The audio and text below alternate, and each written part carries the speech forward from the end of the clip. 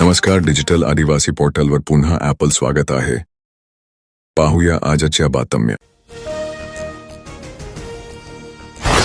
धुळे-सुरत राष्ट्रीय महामार्गावरील नवापूर तालुक्यातील विसरवाडीजवळ टँकर आणि कार यांच्यात भीषण अपघात झाला.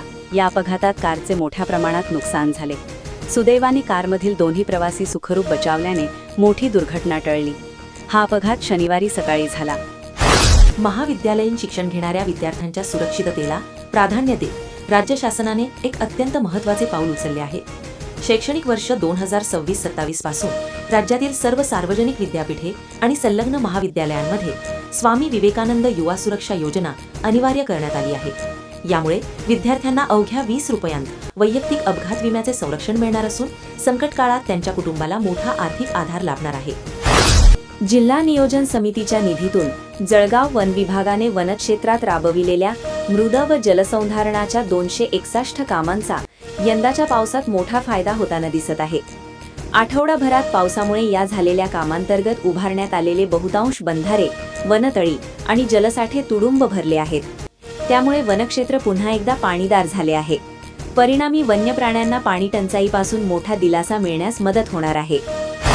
बनावट शालार्थ आयडी प्रकरणी नाशिक आर्थिक गुन्हे शाखेच्या पथकाने धुळ्यातून संशयित आरोपी प्रशांत वाडिले याला शनिवारी पहाटे अटक केली. यावेळी पथकाने वाडिले याच्या गोंदूर रोडवरील घराची झडती घेतली. शनिवारी सकाळी वाडिलेला धुळे न्यायालयासमोर हजर करण्यात आले. त्यानंतर त्याची रवानगी नाशिक येथे केली गेली. प्रशांत वाडिले याच्या 65 शाळा असून 65 पैकी 63 शाळा या खोट्या असून केवळ 2च शाळा शिंदखेडा आणि साक्री येथे सुरू असल्याचे सांगण्यात येत आहे. तेलंगणातील रंगारेड्डी जिल्ह्यातील शहाबाद परिसरात एका 35 वर्षीय माथेफिरू शेतकऱ्याने क्रूरतेचा कळस गाठत 2 कुटुंबांतील तब्बल 6 जणांची निघृण हत्या केल्याची धक्कादायक घटना समोर आली आहे. पोक्सो कायद्यांतर्गत दाखल गुन्ह्यात जामिनावर सुटलेल्या या नराधमाने आधी पीडित मुलगी व तिच्या कुटुंबाला आणि नंतर स्वतःची पत्नी व 2 निष्पाप चिमुरड्यांना संपवले. या थरारक हत्याकांडामुळे खळबळ उडाली आहे. धुळे शहरासह जिल्ह्यात जुलैच्या सुरुवातीला सलग 4 दिवस पावसाने हजेरी लावत बळीराजासह नागरिकांना मोठा दिलासा दिला होता. मात्र त्यानंतर पावसाने अचानक दांडी मारल्यामुळे जिल्ह्यात पुन्हा एकदा दमदार पावसाची प्रतीक्षा लागून राहिली आहे. पावसाच्या या विश्रांतीमुळे वातावरणातील उकाडा कमालीचा वाढला असून तापमानाचा पारा 38 अंशांवर पोहोचण्याची शक्यता निर्माण झाली आहे. एकीकडे उन्हाच्या चटक्यांनी नागरिक हैराण झाले असतानाच दुसरीकडे पेरण्या उलटण्याच्या भीतीपोटी चिंतेत पडलेला बळीराजा आता चातकासारखे आभाळाकडे डोळे लावून बसला आहे.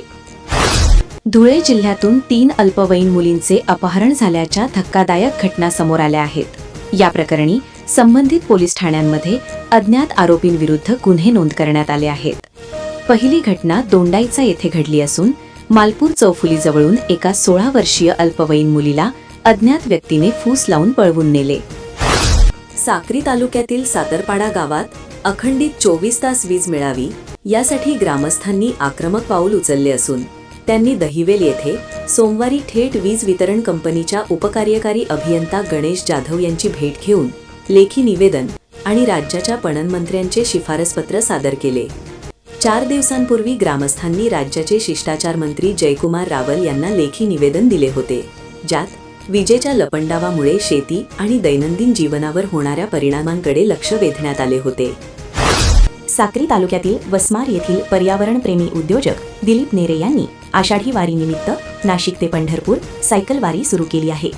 विठ्ठल रुक्मिणीचे दर्शन घेण्यासाठी नेरे यांनी दी10 पासून सायकल वारी सुरू केली आहे. वारी दरम्यान ते पर्यावरण संवर्धनाचा संदेश देणार आहेत. दरवर्षीप्रमाणे यावर्षीही दिलीप नेरे सायकल प्रवासादरम्यान विविध गावांमध्ये थांबून नागरिकांना वृक्ष लागवड, वृक्ष संवर्धन, प्लास्टिक मुक्ती आणि पर्यावरण रक्षणाचे महत्त्व पटवून देत आहेत. झाडे लावा, झाडे जगवा या घोषवाक्याचा ते प्रचार करत आहेत. यंदा पावसाने ओढ दिल्यामुळे नंदुरबार जिल्ह्यासह शहादा तालुक्यात अत्यंत गंभीर दुष्काळ सदृश्य परिस्थिती निर्माण झाली असून चालू हंगामात सरासरीच्या केवळ 8% इतका पाऊस झाल्याने खरीप हंगाम पूर्णपणे धोक्यात आला असल्याने आता या गंभीर पार्श्वभूमीवर शहादा तालुक्यातील परिस्थितीची तातडीने पाहणी करून प्रभावी उपाययोजना राबवाव्यात या मागणीसाठी कृषी उत्पन्न बाजार समितीचे सभापती अभिजित पाटील यांच्या नेतृत्वाखाली शेतकरी व पदाधिकाऱ्यांनी उपविभागीय प्रांताधिकारी दीपक गिरादे यांची भेट घेऊन निवेदन देण्यात आले आहे.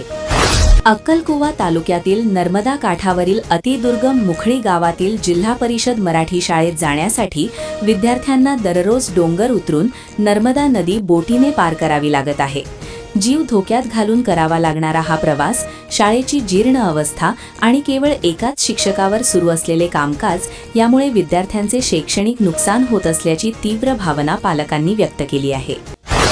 साक्री तालुक्यातील महूबंद पोस्ट कुडाशी येथील शासकीय रेशन दुकानात झालेल्या घरफोडीचा अवघ्या काही तासांत उलगडा करत पिंपळनेर पोलिसांनी 4 संशयितांना अटक केली आहे.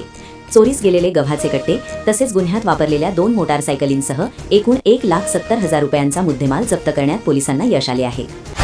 अन्न व औषध प्रशासनाने गुप्त माहितीच्या आधारे हाडाखेड चेकपोस्टवर शनिवारी 11 मोठी कारवाई करत महाराष्ट्रात प्रतिबंधित असलेला 7,53,400 रुपयांचा गुटखा, पान मसाला व तंबाखूचा साठा जप्त केला.